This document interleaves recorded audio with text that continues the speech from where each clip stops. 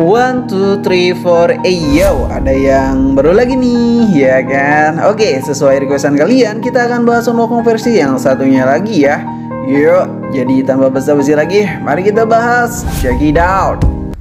Di suatu desa berkumpullah orang-orang di tengah keramaian mereka dan menyalakan api unggun begitu saja. Seorang nenek menceritakan dulu kala nenek moyang mereka selalu berburu dan memancing untuk bisa bertahan hidup, sekaligus memelihara hutan ini. Dan itu semua sudah berjalan sangatlah lama, bahkan sudah turun-temurun sepertinya. Di dalam hutan itu terdapat beberapa monster yang mengerikan. Namun kalian semua tak usah khawatir akan hal itu, karena ada sosok yang sangat besar melindungi kita. Kekuatan dia setara dengan yang namanya dewa.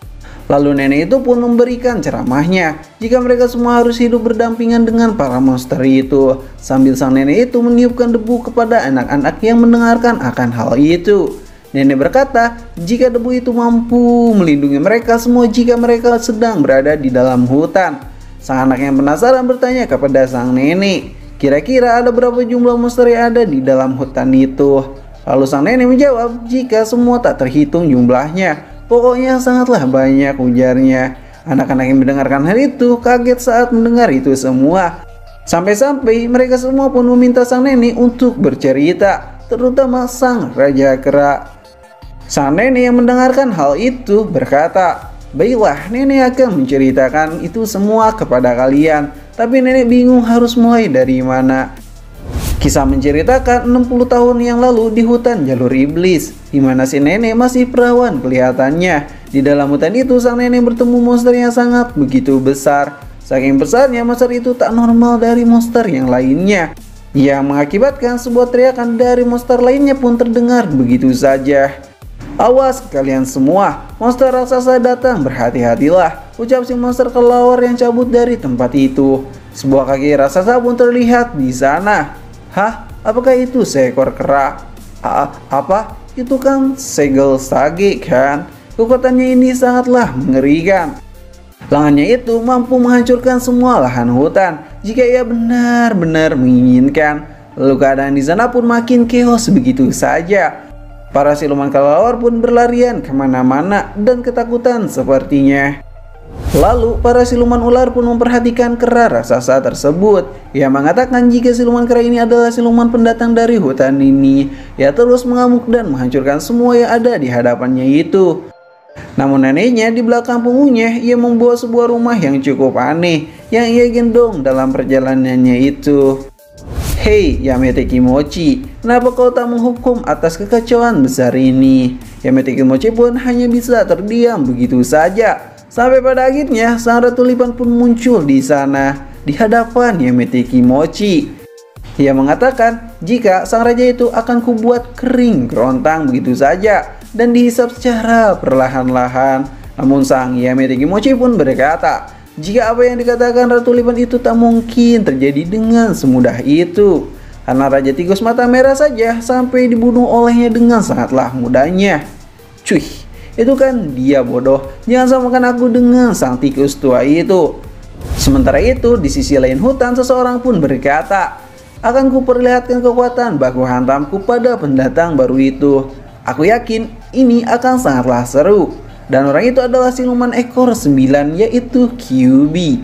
Kemudian di sisi lain sang raja siluman tengkorak putih pun terusik oleh kedatangannya sampai keluar begitu saja dan bersiap-siap menantang kera yang mempunyai kekuatan dahsyat itu. Hei Halis Kuning Kimochi, ada apa denganmu ha? Cuy, dasar tak berguna. Monster baru itu bisa saja merebut tahtamu lo itu. Jika kau tak sanggup, menyerahlah. Jadi seorang pemimpin di sini. Apa maksudmu Pak Tua Tengkorak sialan? Apa kau mau baku hantam denganku ha? Jika mau penasaran, monggo sok atuh, coba kalau berani. Apa kau ingin baku hantam? Ayo kita mulai, ucap Ratu Lipan itu. Wow, menarik. Aku dapat juga, ucap siluman Kyuubi. Lalu sang Raja Tengkorak Putih pun mengajukan suatu permintaan, di mana wilayah kekuasaan hutan ini dibagi setengah saja. Karena dari kemarin sang Yamete Kimochi selalu mendapatkan jatah yang paling besar darinya. Lalu Yamete Kimochi pun berkata, hal yang paling penting dibutuhkan oleh hutan ini adalah keseimbangan yang sesungguhnya. Jika pendatang itu mampu melakukannya, aku tak keberatan akan hal itu. Begitu ya. Memangnya dia berasal dari ras apa, ha? Ia adalah sang raja kera dari spesies yang sangatlah langka. Bahkan musuh kita pun tertarik kepada orang itu. Lalu kobaran api pun menyala-nyala di sana dan seseorang pun berdiri di hadapan mereka, yaitu sang raja siluman kerbau Patuhanyu. Lalu Patuhanyu pun berkata, "Apakah para penjahat berkumpul di sini, ha? Pantas saja suasana sini tak enak kulihat." "Hei, lama tak jumpa, Patua sialan," ucap Yamete Kimochi. Lalu di saat Yamete Kimochi melihat Patua, tiba-tiba sang bayi pun mengamuk di sana dan berteriak begitu saja. Akan tetapi amukan bayi itu pun ditahan oleh Yamete Kimochi. Ia berkata, "Jika Patua kerbau itu bukanlah tujuan kita yang sebenarnya."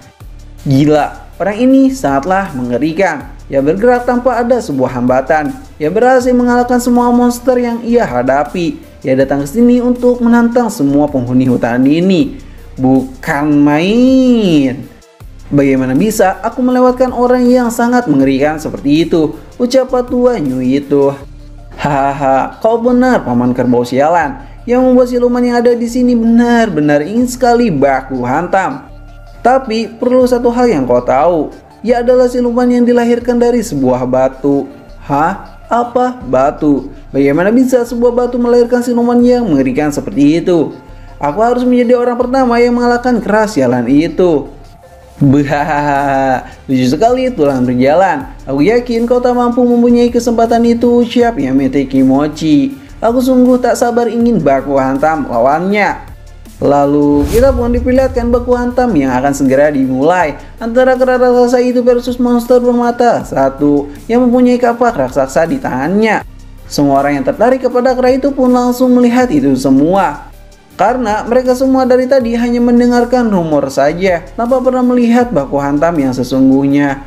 Lalu sebuah ledakan besar pun terjadi di sana yang menandakan baku hantam pun sepertinya sudah selesai begitu saja. Di mana sang monster bermata satu itu pun dibantai seketika dengan hanya satu tangannya saja. Sang monster bermata satu itu pun dibanting dengan sangatlah keras. Lalu diinjak perutnya dan ditarik kepalanya hingga putus begitu saja. Dan kera itu bernama Sun Wukong. Ia pun berteriak sekencang-kencangnya di hutan itu. Semua orang yang melihat baku hantamnya itu kaget dibuatnya karena Wukong mampu mengalahkan sang monster raksasa dengan sangatlah mudahnya. Lalu di saat Wukong murka, ia pun hampir memakan kepala siluman monster itu. Namun tindakan yang mengerikan itu dihentikan oleh seorang bocah yang keluar dari rumah itu begitu saja. Bocah itu bernama Xiao. Ia mengatakan, "Wukong, hentikan itu semua." "Bukankah Wukong, kau adalah seorang vegetarian?" ujarnya. Wukong yang mendengarkan hal itu langsung terdiam dari amukannya itu dan berkata, "Semua yang bocah katakan itu memang benar adanya." Lalu Wukong pun melemparkan kepala monster itu dan menurunkan rumah itu dari punggungnya. Kemudian Wukong berkata, "Bersembunyilah wahai bocah di dalam sana dan jangan keluar dari rumah itu. Karena sebentar lagi kita akan baku hantam melawan monster-monster yang cukup mengerikan yang ada di hutan ini." Asik.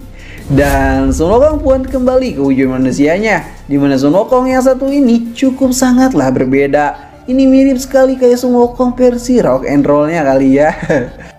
Lalu tidak lama dari situ, siluman ular pun muncul di sana. Bahkan si Yamete Kimochi pun berada di hadapan Wukong saat ini. Paman Yamete Kimochi menjelaskan jika Wukong sudah benar-benar keterlaluan karena sudah mengacaukan wilayah kekuasaannya itu. Wukong yang suka baku hantam berkata, "Aturan macam apa ini, Pak Yamete? Kalau kau tak terima, ayo kita baku hantam." Begitukah? Kalau begitu, aku akan menghukummu dengan caraku.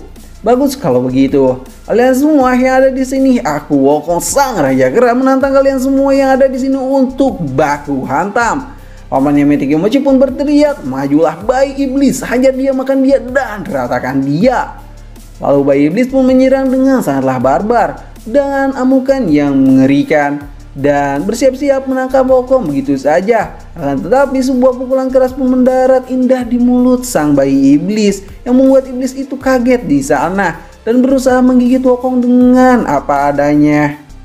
Namun sayang, Wukong pun mampu menarik lengannya itu, sekaligus lidah bayi iblis itu. Sang iblis pun kesakitan begitu saja. Namun tiba-tiba, sebuah tusukan dari belakang pun mendarat indah di tubuh Wukong yang membuat Wukong tak mampu berbuat apa-apa. Dan tusukan itu dilakukan oleh siluman Ipan yang dari tadi menunggu momen-momen yang indah itu. Lalu kira-kira apa yang akan terjadi kepada Sun Wukong ini? Apakah dia akan mati kemudian reinkarnasi lagi? Ataukah dia akan bertamasya ke alam baka? Wow, patut untuk kita tunggu di chapter selanjutnya bukan? Dan chapter kali ini pun berakhir di sini. Terima kasih sudah nonton channel ini. Like aja jika kalian suka, dislike aja jika kalian tidak suka. Kami ceritain pamit dan sampai jumpa di next video. Bye bye.